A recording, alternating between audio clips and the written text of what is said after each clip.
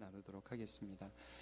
예수님은 하나님이 어떤 분인지를 보여주시는 분이라고 했습니다. 하나님을 우리 스스로 알 수 없습니다. 사람의 능력으로 하나님이 어떤 분인지 발견할 수 없습니다. 그래서 늘 하나님이 이런 분일 것이다 라고 가정을 하고 하나님을 잘 모르고 있으면서도 인격적인 하나님을 실제 만나지 못하면 그 하나님을 알 수 없음에도 불구하고 이럴 것이라고 추측을 하죠. 그것이 우리가 지난주에 본 말씀에 나타나고 있습니다. 나면서부터 맹인으로 태어났던 한 사람을 보면서 제자들의 질문이 이런 내용이었습니다. 이 사람이 맹인으로 태어난 것이 이 사람 죄 때문입니까? 아니면 그 부모의 죄 때문입니까? 이런 질문을 하는 제자들의 마음속에 있었던 하나님에 대한 이해는 하나님은 죄에 대해서 벌을 주시는 분이다. 내가 지금 고통당하고 있고 내가 지금 어려움 당하는 것은 죄 때문에 하나님이 벌 주시는 것이다. 여기까지 알았던 것 같아요. 근데 이게 예수님이 보여주신 하나님은 아니었어요. 예수님이 보여주신 하나님은 은혜와 진리가 충만한 하나님. 다시 말하면 죄인이 죄 때문에 고통당하고 있을 때 좋아하는 하나님이 아니죠. 죄인이 죄 때문에 힘들어하고 있으면 박수치는 하나님, 그래 꼴 좋다 이 녀석아, 네가 죄를 지었으니까 이렇게 됐지, 너는 그렇게 살다가 죽어, 이렇게 정죄하는 하나님이 아니시죠. 그를 불쌍히 여기시고 그에게 하나님의 은혜를 주시고 그에게 하나님의 생명을 부어주시고 그를 구원하기 원하시는 하나님이시죠. 그 하나님을 예수님이 보여주셔서 뭐라고 대답하셨습니까?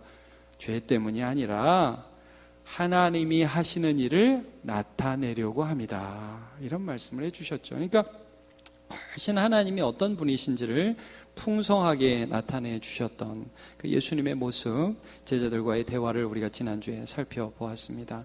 오늘도 이 대화가 이어지고 있습니다. 근데 여러분, 이 제자들의 모습에서 볼 수 있듯이 우리가 우리의 죄악이나 우리의 욕심이나 우리의 여러 가지 과거의 경험에 갇혀 있게 되면 하나님이 하나님으로 안 보여요. 하나님을 안다고 생각해요. 하나님을 느끼고 있다고 생각합니다. 그런데 실제 하나님이 아니라 내 경험 속에 하나님을 가둬두고 내가 가지고 있는 욕심 속에서 하나님을 투영하지, 이게 하나님이 아니라는 거예요. 그래서 이제 그게 우상이라고 새벽 기도 때 좀 말씀을 드렸고요. 그래서 이 마태복음 6장에 보면 이런 말씀이 있어요. 한 사람이 두 주인을 섬길 수 없다. 재물과 또 하나님을 섬길 수 없다고 말씀하시면서 내 보물이 있는 그곳에 내 마음도 있다, 이런 말씀을 하시거든요. 그러면서 눈에 대한 말씀을 하세요. 22절 바로 보면 눈은 몸의 등불이니 그러므로 내 눈이 성하면 온몸이 밝을 것이요 눈이 나쁘면 온몸이 어두울 것이니 그러므로 내게 있는 빛이 어두우면 그 어둠이 얼마나 더하겠느냐. 자, 눈이 등불이다. 눈이 나쁘면 몸이 어둡다. 그러면서 빛이 어두우면 그 어둠이 얼마나 더하겠느냐. 이게 무슨 말이냐면요, 여러분, 우리의 눈이 내 욕심 가운데 있고 내가 원하는 거, 재물, 내가 지금 바라는 것에 이렇게 집중되어 있으면 사실은 어두운 거예요. 마땅히 하나님이 보여야 되는데 하나님이 안 보이는 거예요. 근데 여러분, 우리가 나를 잊고 이 말씀 속에서 하나님을 보기 시작하잖아요. 그러면 빛이 비추는 거예요. 하나님 정말 이런 분이셨어? 나는 하나님 정말 이런 분인지까지는 몰랐는데 이렇게 선하신 분이셔? 이렇게 좋으신 분이셔? 그러면 하나님이 보이기 시작하죠. 그러면 모든 것이 달라져요. 내가 살아가는 삶과 내가 행동하는 모든 것들이 하나님을 보면서 행동하면 달라져요. 제자들이 하나님을 안 보이니까 죄 때문이에요. 남의 얘기하듯 하잖아요. 저 사람 죄 지어서 이렇게 됐네. 근데 여러분 잘 보세요. 정말 내 아이가 그렇게 아팠다면 그렇게 얘기할 수 있겠어요? 다른 게 보이는 거죠. 그리고 정말 하나님이 이 사람을 고치기 원하신다는 그 하나님, 불쌍히 여기시는 하나님, 은혜의 하나님을 안다면 그렇게 질문하지 않겠죠. 네, 그래서 오늘 이 말씀을 하고 있는 것입니다. 4절과 5절도 동일한 그런 문맥에서 이런 말씀하시는데 예수님 갑자기 낮이라고 말씀하세요. 때가 낮이다. 이게 무슨 말이냐면 5절 먼저 보여주세요.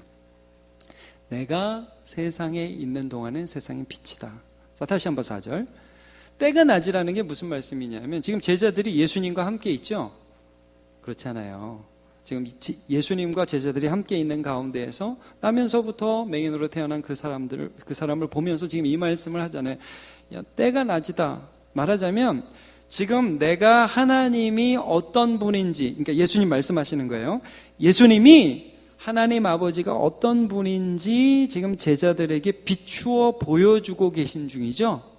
그러니까 이때는 나를 보내신 이의 일을 우리가 해야 될 때다. 밤이 되리니 그때는 아무 일도 할 수 없다. 자, 요것부터 먼저 좀 제가 해석을 하고 요 앞에 부분을 말씀을 드릴게요.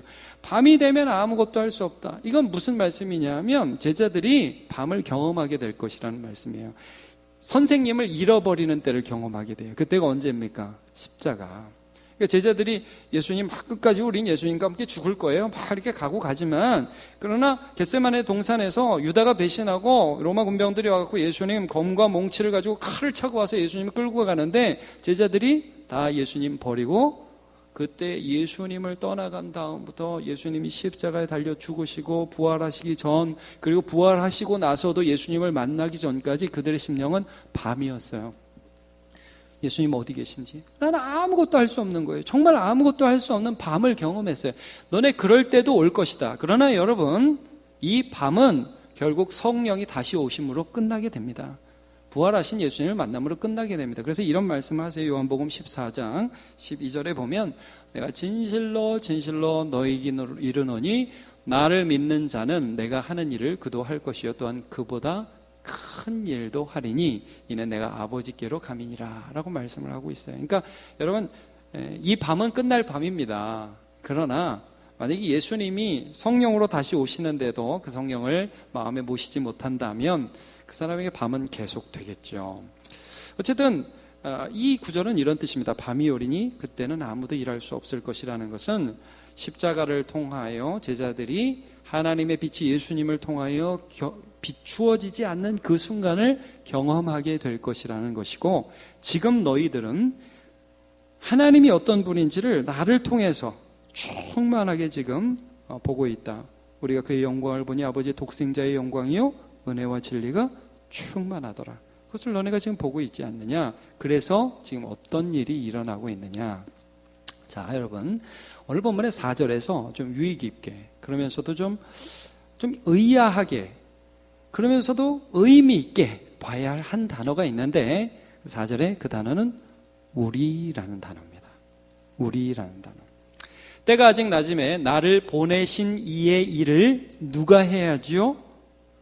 우리가 해야 합니다. 우리. 자, 이 좀 이상하지 않아요? 목사님 뭐가 이상해요? 그냥 그런 거죠. 아니에요, 여러분.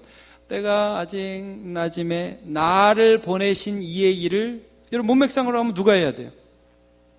문맥상. 예. 우리가 해야 된다고 성경에 써 있는데, 여러분, 예수님은 한 번도 나를 보내신 이의 일을 우리가 해야 된다고 말씀하신 적이 없습니다. 나를 보내신 이의 일을 내가 한다고 말씀하셨습니다. 거기다가 제자들을 띄워준 겁니다. 그러니까 예수님 항상 충만하셨죠. 예수님 항상 빛이셨죠. 하나님 아버지 안에 거하시고 아들 안에 하나님 아버지께서 거하셔서 그가 하시는 말씀을 하셨고 그가 하시는 일들을, 그러니까 아버지가 하시는 일들을 예수님이 하셨거든요. 예수님은 항상 빛이셨습니다. 그리고 세상은 그 예수님을 못 봤죠. 근데 지금 제자들에게 무슨 말씀을 하시냐면, 야, 지금 낮이다, 이렇게 말씀하셨어요. 물론 낮이었겠죠. 근데 어떤 면에서 낮이냐면, 지금 예수님이 너희 심령 가운데 하나님이 어떤 분인지를 비춰주고 계시다. 그래서 우리가, 너네가 나하고 함께 하나님께서 하시는 그 일의 동역자가 되어서 이 일들을 해나갈 수 있다, 이런 말씀입니다. 예.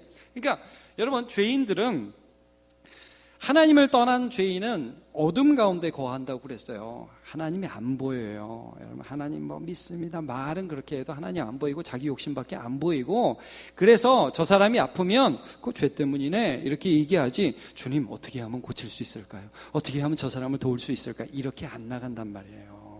그런데 그러한 존재인 우리, 남의 아픔과 남의 슬픔이 그 죄 때문이네 하고 전혀 불쌍하지 않게 느껴지는 우리에게 하나님께서 예수 그리스도를 통해서 어떤 빛을 비춰주고 계셔요? 저 사람을 불쌍히 여기시는 하나님의 마음을 예수님을 통해서 이렇게 쭉 비춰주고 계신 거예요. 야, 때가 낮이다, 이렇게 제자들에게 얘기하니까 이게 무슨 뜻인가? 하나님이 지금 어떤 일을 하시는지 너네 봐. 너네 심령이 그걸 느껴. 하나님의 마음이 어떤 것인지를 느껴. 그리고 하나님이 지금 나를 통해 하시는 그 일에 너희도 동참해. 이런 초청이에요. 그리고 여러분, 이것은 당시에 예수님과 함께 있었던 그들만을 위한 말씀이 아니라 오늘 2000년 후에 이 시대를 살아가는 우리도 예수 안에서 예수 그리스도를 통해서 하나님이 얼마나 은혜의 하나님인지 진리의 하나님인지를 말씀을 통해서 받고 깨닫고 하나님이 그런 분이셔 느끼는 사람들에게 주 예수 그리스도와 함께 이 맹인을 향하여 불쌍히 여기시는 하나님의 마음으로 이 세상을 살아가라는 초청이에요. 예. 이것들이 우리에게 일어날 수 있다는 것이죠. 자, 여러분. 우리가 누굽니까, 우리가? 성경을 보면 예수 안에서 우리는 세상 사람들은 하나님을 몰라도 우리는 하나님이 어떤 분인지를 아는 예수 그리스도의 친구라고 그랬어요. 친구.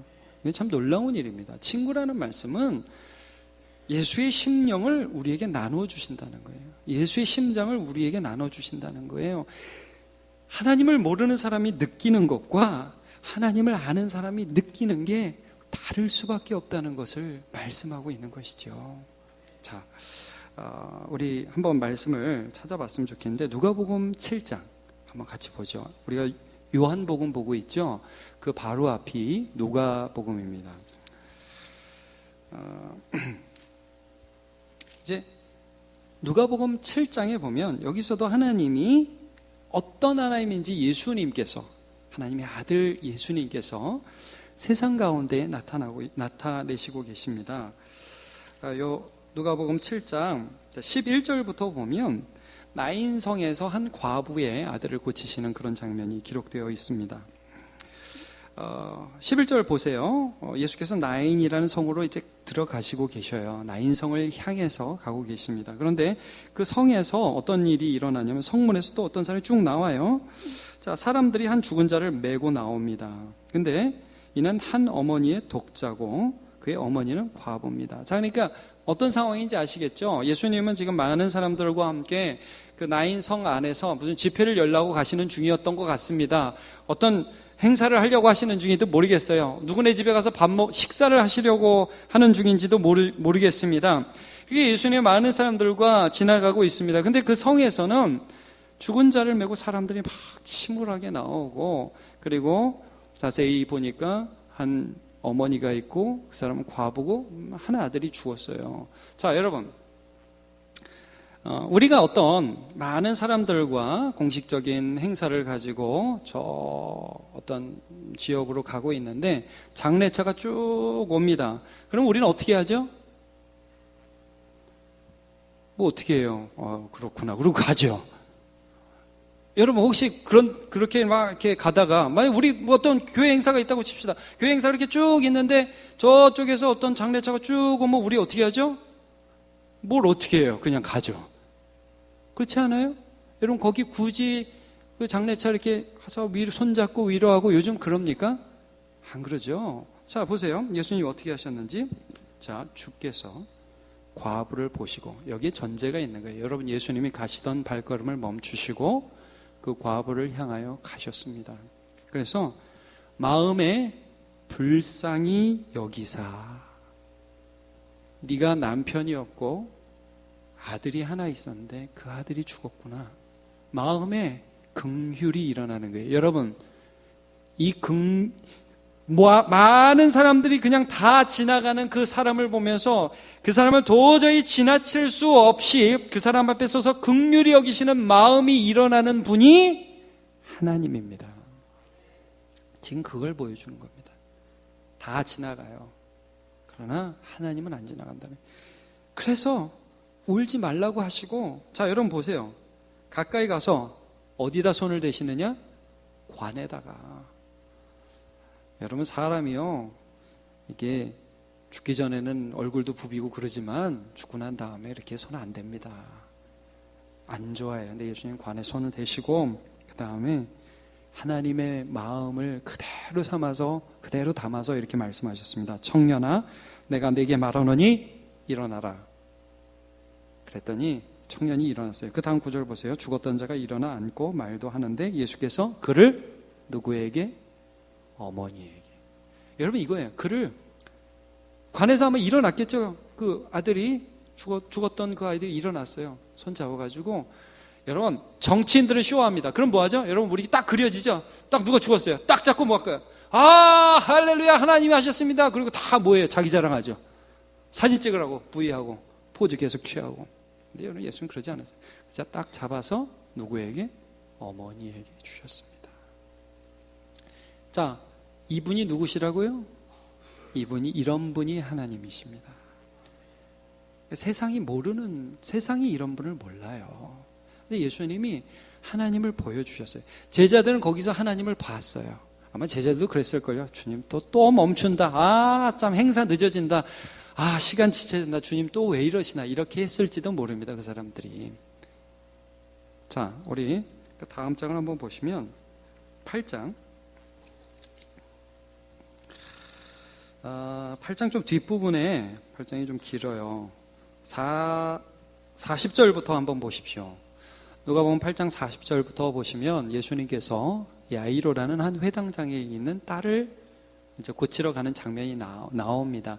사실 이제 고치러 가다 도중에 죽거든요, 이 딸이. 근데 이제 죽은 그 딸을 다시 살리는 그 장면인데, 자 보십시오. 예수님께서 이제 40절부터 돌아오시니까 무리가 환영했어요. 다 예수님을 기다렸어요. 그러니까 이제 예수님이 무리의 그런 주목을 받으시고 사람들 가운데서 굉장히 어떤 이목을 집중받는, 또다시 인기를 끌 수 있는 아주 중요한 그런 순간이 된 거죠. 그랬는데 그때 마침 누가 왔냐면 회당장 야이로라는 사람이 왔습니다. 여러분, 회당이라는 것은 유대인들의 그 생활의 중심이고 그들은 신앙 공동체이기 때문에 말하자면 지역 교회였던 거예요. 근데 뭐 지역 교회라고 해서 요즘같이 생각하시면 안 되고 그냥 다 모이는 지역, 그 지역 사람 다 모이는 곳에 회당장, 그러니까 지역 유지겠죠. 그러니까 이 사람한테 잘 보이면 모든 게 다 잘 풀릴 수도 있고, 어쨌든 사회적인 지위가 있는 사람입니다. 이 야이로는 사람이. 근데 그 사람이 와가지고 엎드려서 나한테 딸이 있으니까 그 딸 좀 고쳐주옵소서 엎드렸어요. 그러니까 모든 자존심 이런 거 다 내려놓고 이제 이 사람이 엎드린 거죠. 그리고 예수님과 제자들에게도 좋은 기회였을 것입니다. 그 지역에서 좀 잘 나가는 사람 고쳐줘야지. 그리고 이제 길을 가는 거예요. 쭉 가는데 복병이 나타나죠. 누가 나타나느냐? 43절. 12의 혈루증으로 앓는 중에 아무에게도 고침을 받지 못하던 여자가 있었습니다. 그러니까 12년 동안 몸에서 피가 나는 그런 병 때문에 많은 의원에게 찾아갔고, 그리고 다른 병행 구조를 보면 가진 것도 다 허비해서, 말하자면 재산도 없고 돈도 없고 가진 것도 없고 사회적인 명망 이런 것도 하나도 없는 비참한 한 여인이, 어떻게 보면 야이로와 너무나 대조되는 한 여인이 예수님 앞에 감히 앞에 못 나가니까 뒤로 가가지고 예수님의 옷을 슬쩍 만졌어요. 만졌는데 낫단 말입니다. 혈루의 근원이 끊어진 것을 그 여자가 느꼈어요. 낫네. 그런데 감히 예수님께 엎드릴 용기는 안 나요. 근데 예수님이 뭐라고 말씀하시느냐? 45절. 예수께서 이르시되 내게 손을 댄 자가 누구냐? 저 아닌데요? 다 아니에요. 그러니까 베드로가 되어서 중요한 말을 또 하나 하죠. 베드로가 이르되 주여, 무리가 밀려들어 미나이다. 이게 무슨 말이죠? 무리가 밀려들어 미나이다. 고마하시죠, 이거죠. 고마하시죠. 뭐 자꾸 그러세요. 바쁜데. 지금 야이로가 가자잖아요. 아니, 사람 많아가지고 이렇게 해서 툭툭툭 쳐서 그렇겠지. 뭘 자꾸 그러세요. 있어도 그냥 여기선 대충 가시지. 이걸 굉장히 완곡한 표현으로 무리가 밀려들어 미나이다. 밀다가 스쳤겠죠. 예수님이 강하게 거부하십니다. 아니다, 나는 안다. 여러분, 그 다음 구절 보세요. 아니다. 내게 손댄 자가 있다. 내게서 능력이 나간 줄 내가 안다. 그러니까 이 여자가 분위기상 이거 옆에서 다 아니라고 그러는데 좀 잡아뗀 거 아니에요? 이 여자가 용기도 없고 어떻게 할 수 없어서 버틸 만큼 버티다가 도저히 안 되니까, 그 사이에 여러분 야이로는 아마 발이 동동동 구르고 우리 딸 죽는데 이게 돈을 먹일 수도 없고 어떻게 할 수도 없고, 참 야이로도 많이 힘들었을 것 같아요. 이제 오늘 그 부분까지는 제가 본문에서 나누지 않겠습니다. 하여튼 그래가지고 이 여인이 버티다가 예수님 앞에 딱 엎드려요. 그래 뭐라고 얘기합니까? 손을 댄 이유, 나 12회 때문에 이렇게 힘들었다. 그리고 예수님 만지자 내 몸이 나았다. 이런 것들을 그냥 다 예수님께 고백을 해요. 벌벌 떨면서 그렇게 했겠죠. 뒤에서 만지다가 나왔으니까 이거 혼날 수도 있다. 너 낳은 거 취소 이렇게 할 수도 있다. 이런 두려움이 있었을 수도 있겠죠. 그런데 예수님이 여기서도 하나님을 보여주세요. 여러분 보십시오. 48절에 예수께서 이르시되 뭐라고 부르셨죠? 따라. 저는 따라 이 소리에 그냥 마음이 녹았을 것 같아요. 따라. 예. 그리고 이렇게 따라 부르는데 따라 이렇게 하는데 아마 옆에 있는 사람들이 하나님을 느꼈을 거예요. 빛이 비추는 거예요. 여러분 이게 빛이 비추는 거예요. 아무런 능력도 없고 예수님께 약값, 치료값 드릴 능력 없어요. 근데 예수님을 믿었어요. 그래서 예수님이 고쳐주셨는데 어떻게 보면 예수님이 책망할 수도 있거든요. 이런 감히 내 능력을 함부로 쓰다니. 근데 예수님이 그 여인을 불쌍히 여기시면서 집에 가서도 마음고생하지 않도록 따라 내 믿음이 너를 구원했다. 편안히 가. 얼마나 이 여인이 자유했겠어요. 그리고 많은 옆에 있는 사람들이 고개를 끄덕였을 거예요. 그래 예수님 야이로가 가자니까 빨리 가고 이 여자는 대충 처리하고 그런 분 아니셔. 여러분 그래서 이 다음 보면 야이로의 딸이 죽어요. 이렇게 시간 지체해서. 근데 죽는데 그 죽은 딸을 예수님이 살리시죠. 하나님이 어떤 분이신지를 예수님은 계속 보여주십니다. 그리고 너네도 나를 따라서 이렇게 하나님의 일을 하자. 왜? 우리의 마음에 빛이 비치니까. 여러분 이 찬양 담대하게 우리들 부를 수 있습니까? 내 영혼에 빛 비치니 그 영광 찬란해. 이 세상 어떤 빛보다 이 빛 더 빛나네. 이렇게 할 수 있을까요? 예. 세상이 아무리 어두워도 내 안에서는 주님이 빛이 되어 주시는 거예요. 내 안에서는 주님께서 말씀을 볼 때마다 세상은 이렇지만 하나님은 이런 분이라는 거예요. 지금 제자들한테 예수님이 이런 분이라는 걸 보여주고 계세요. 그러니까 낮이니까, 지금 때가 낮이니까 나를 보내신 이의 일을 우리가 한번 해보자. 너네 그렇게 살자. 여러분 베드로가 맨날 이런 사람이었어요. 시간 없는데 왜 이러시나, 주님 바쁜데 왜 이러시나, 이런 사람이었는데, 여러분 베드로가 사도행전 3장에 보면 무슨 일을 합니까? 여러분 그 사건은 많이 아실 거예요. 성전 비문에 베드로와 요한이 기도하러 가는데 거기 또 나면서부터 못 걷는 한 사람이 있잖아요. 근데 베드로가 딱 보고서 내가 은과 금은 내게 없거니와 내게 있는 것으로 내게 주느니 곧 나사렛 예수의 이름으로 명하는 일어나 걸어라. 그러니까 탁 일어나서 그 사람이 하나님을 찬양하고 발과 발목에 힘을 얻어서 일어나고 하나님을 찬양하더라. 여러분 잘 아시죠? 근데 여러분 그 성경에서 제가 보면서 기적은 뭐냐면 베드로라는 사람, 요한이라는 사람은요 철저히 원래 이기적인 사람이었고 성전 미문에 나면서부터 안전뱅이가 있었다는 사실이 안 보이는 사람이에요. 여러분 그게 안 보여요. 지금 내가 잘 돼야지 그 사람이 아픈 게 뭐 보여요. 근데 이 사람 안에 예수의 빛이 비추니까 그게 보인다는 거예요. 그래서 주목해서 그 사람을 봤다. 이게 기적이에요. 우리 삶에 어떤 기적이 일어나는 줄 압니까? 우리 삶에 예수를 아니까 전에 안 보이던 게 보이기 시작하고 전에 멈출 수 없었던 장소에서 멈추게 되더라는 거예요. 전에 기도하지 않았던 기도 제목이 내 기도 제목이 되더라는 것입니다. 이게 왜 이런 일이 벌어지느냐? 내 심령 가운데에 예수 그리스도의 말씀을 통해서 하나님이 어떤 하나님인지가 비춰지니까 주님 내가 이때는 멈춰야 되네요. 이때는 주님의 마음으로 기도해야 되네요. 이때 주님의 마음으로 사랑해야 되네요. 여러분 예수님이 어떤 말씀하셨습니까? 마태복음 25장에 주님이 다시 오실 때 양과 염소를 나누는 것처럼 그렇게 온 민족을 나누고 양에게 이런 말씀하실 거라고 그랬죠. 야 너희들 참 고맙다. 내가 배고플 때 먹을 거 줬고 목마를 때 마실 거 주었고 그리고 내가 옥에 갇혔을 때 너네가 나를 찾아왔구나. 너무 고맙다. 주님 우리가 그런 적이 한 번도 없는 것 같은데 언제 그랬디요? 그렇게 물어보니까 예수님께서 뭐라고 대답하셨어요? 지극히 작은 자 하나에게 한 것이 나한테 한 것이다. 여러분 베드로와 요한이 이 말씀을 들었어요. 예수님이 어떻게 하셨는지를 보았어요. 그리고 나서 세상에 가보니까 예수님의 마음으로 세상을 보기 시작한 것입니다. 여러분, 우리가 오늘 살아가고 있죠. 오늘을 살아가고 있는 이 시간이 어떤 기회냐? 예수님께 우리로 나를 보내신 그분의 일을 예수님과 함께 할 수 있는, 빛이 비춰졌기 때문에 그렇게 할 수 있는 기회를 오늘도 우리가 살고 있는 것입니다. 지난주에 요 한 구절만 읽고요. 시편 146편 9절 같이 한번 읽어볼까요? 시작. 여호와께서 나그네들을 보호하시며 고아와 과부를 붙드시고 악인들의 길은 굽게 하시는도다.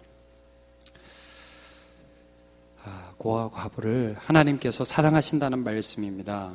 여러분, 지난주에 어떤 일이 있었느냐 하면 아시는 분도 계시고 처음 듣는 분도 계시지만, 서울의 한 지역에 한 초등학교가 폐교되면서 그 학교 부지에 장애인 특수학교가 이제 들어서게 된 일이 있었습니다.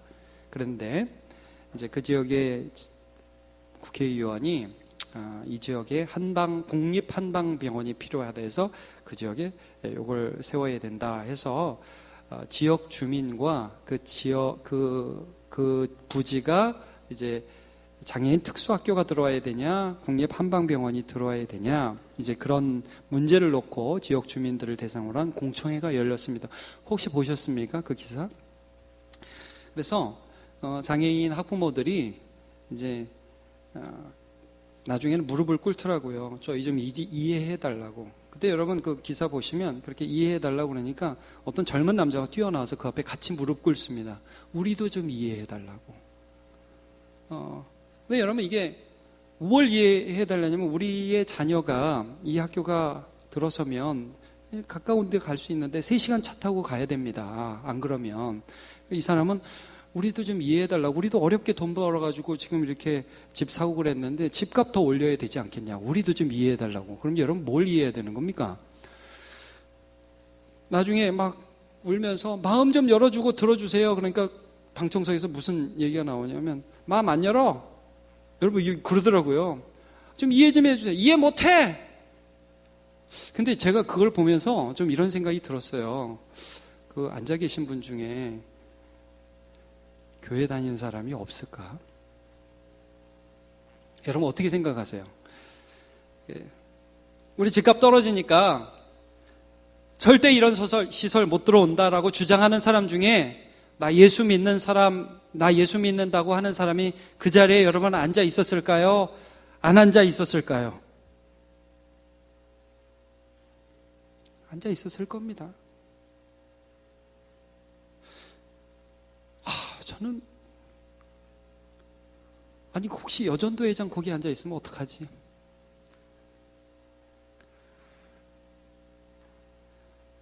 그 마음이 너무 좀 아픈 거예요. 자, 여러분, 우리가 하나님 앞에 하나님 복 달라고 와서 여기서 기도하고, 나 하나님 믿는다고, 나 하나님 안다고 막 그렇게 기도하고, 밖에 나가서는 내 거 조금 손해보면 너 죽인다고 달려들고 싸우고. 그게 왜 그럴 수밖에 없냐면, 여러분, 예수 그리스도를 아는 빛이 우리 안에 비춰지기 시작하면 그 안에서 우리는 세상에서 너네하고 똑같이 경쟁해서 사는 사람이 아니라 세상 가운데 하나님의 빛을 드러내고 하나님의 일을 하는 사람이라는 것으로 완전히 우리 자신이 바뀌게 됩니다. 근데 이게 안 되면 여기서는 막 기도하고 주님 복 주옵소서 찬양하고 막 열심히 하고 나가서는 똑같이 싸우고 있어요. 하나님 복 주실 수 없죠. 진정한 믿음이라고 볼 수 없죠. 여러분, 요즘 우리나라가 또 하나의 큰 이슈가 무엇입니까? 안보 아닙니까? 안보? 그래서 핵실험을 해가지고 요즘 최근 보니까 생존 배낭 이런 거 많이들 사더라고요. 집에 하나들 장만하셨어요? 네, 저는 사는 거 나쁘지 않다고 봅니다. 싼 걸로 하나 구입해서 가지고 계십시오. 근데 우리가 이걸 알잖아요. 김정은이 우리를 죽일 수 없는 게 아니라 하나님이 우리를 심판하실 수도 있고 하나님이 은혜를 주실 수 있다. 그러면 제가 이런 생각이 드는 거예요. 과연 2017년인 우리 대한민국 이 나라와 이 교회를 볼 때 하나님은 복을 주실까? 하나님은 벌을 주실까? 이런 고민을 하게 되는 겁니다. 정말 빛을 받은 사람으로, 그 은혜를 받은 사람으로 세상에서 주님과 함께 멈춰설 수 있고 그곳에서 하나님을 나타낼 수 있는 사람들이 10명, 20명, 30명, 40명, 50명, 100명 되기 시작한다면 하나님께서 이 나라에 은혜를 주실 것입니다. 그러나 우리가 만약에 그걸 포기하고 여기서는 기도하고 밖에서는 세상 사람들과 치고받고 싸우고 그래서 돈 조금 더 많이 받고 내가 손해보는 건 절대 안 하고 그렇게 해서 폭력과 막 잔인함이 난무하는 세상에 우리도 가세한다면 하나님은 이 땅에 벌을 주실 수밖에 없으실 것입니다. 여러분, 이 유다가 망했던 때가 어떻게 보면 우리의 때와 비슷합니다. 유다가 망했던 때 사람들이 성전에 와서 제물 드립니다. 대충 예배 드립니다. 그리고 나가서 믿지 않는 사람들보다 더 나쁘게 하고 약한 사람들 더 괴롭히고 돈의 노예가 되고 그러면서 세상에 살아가서 자기만 살겠다고 했을 때 하나님이 참으시고 인내하시고 경고하시다가 그 나라를 박살내셨습니다. 그럼 여러분, 우리는 어떻게 살아야 됩니까? 우리 자신이 이 세상 전부를 바꿀 수는 없죠. 그러나 여러분, 우리가 빛을 받은 사람으로 적어도 이 시기가 하나님이 주신 기회라는 것을 알고 오늘이라는 시기가 하나님이 우리에게 주신 기회라는 것을 인정하고 내가 있는 삶의 자리에서 주님을 보는 거예요. 주님이 저기에 빛을 비춰주기를 원하시는구나. 베드로와 요한이 성전 미문에 앉았던 그 한 사람 앞에 멈춰 섰던 것처럼 우리도 혹시나 어떤 사람들이 정말 뭐 대단한 일을 하는 게 아니라 정말 이 사람이 너무나 힘이 들다면 그 사람 앞에 잠시 멈춰 설 수 있고 기도해 줄 수 있고 주님의 마음을 보여줄 수 있고 예수님이 어떤 분인지를 보여줄 수 있고 이런 삶을 여러분 사실 수 있습니다. 왜? 빛이 비춰주니까. 말씀 속에서 하나님이 어떤 분인지를 아니까. 저도 압니다. 우리 성도들 사는 게 얼마나 힘든지 조금 압니다.